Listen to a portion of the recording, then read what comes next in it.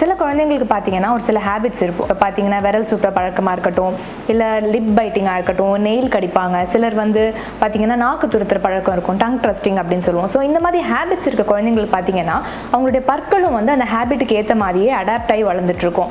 இப்போ பார்த்தீங்கன்னா இப்போ ஃபார் எக்ஸாம்பிள் நம்ம விரல் சூப்புறாங்க அப்படின்னு வச்சுக்கோங்களேன், ஒரு 3-4 வயதுக்கு அப்புறமாவே அவங்க கண்டினியூஸாக இன்னும் விரல் சூப்பிட்டு இருக்காங்க அப்படின்னா நிறைய பேரண்ட்ஸ் நான் சொல்லி பார்த்துருக்கேன், அதை செய்யாத அப்படின்னு அவங்களை இன்சிஸ்ட் பண்ணாலுமே அந்த குழந்தைங்க அதை அன்கண்டிஷனலாக அவங்க அதை செய்யறது.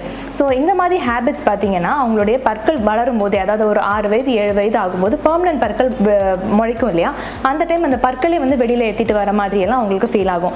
ஸோ இந்த மாதிரி இப்போ தம் சக்கிங் ஹேபிட் இருக்குது அப்படின்னா பார்த்தீங்கன்னா அதுக்கு வந்து நம்ம ஒரு சின்ன அப்ளைன்ஸ் வந்து நம்ம வாயில் போட்டுடுவோம். ஸோ இதுக்கு வந்து இந்த அப்ளைன்ஸ் வந்து வாய்க்குள்ளே இருக்குமே தவிர வெளியில் எதுவுமே தெரியாது. அண்ட் இந்த அப்ளைன்ஸ் போடுறதுனால அவங்க அந்த விரலை வந்து வாய்க்குள்ளே கொண்டு போகிறது தடுக்க முடியும். அண்ட் ஒரு 2 to 3 months இந்த அப்ளைன்ஸ்னால அந்த ஹேபிட்டை கம்ப்ளீட்டாக நம்மளால பிரேக் பண்ண முடியும்.